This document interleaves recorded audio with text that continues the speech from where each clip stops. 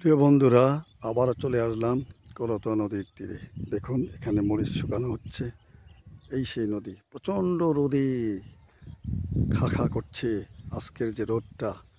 তাই ভিডিওর ছবিগুলোও খুব সুন্দর উঠতেছে, তাই একটা ভিডিও তৈরি করছিলাম।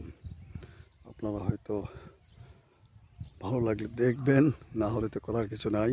চেষ্টা করছি একটু ভালো কিছু প্রাকৃতিক দৃশ্যাবলী আপনাদের দেখাবার জন্য।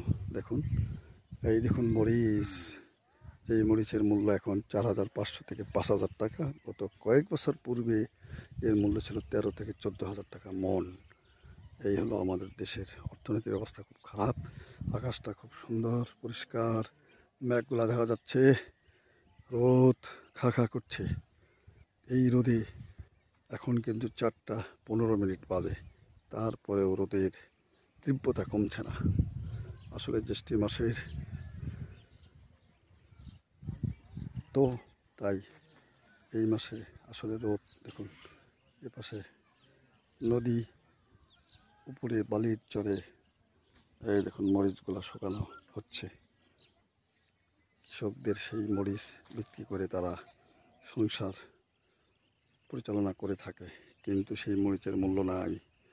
নদীতে দেখুন গরু ছাগল বিচরণ করছে, কোনো লোককে দেখা যাচ্ছে না, যেহেতু প্রচণ্ড রোদ। আকাশে সাদা সাদা মেঘ ভাসছে, এবং তাই ধন্যবাদ ভাইজান।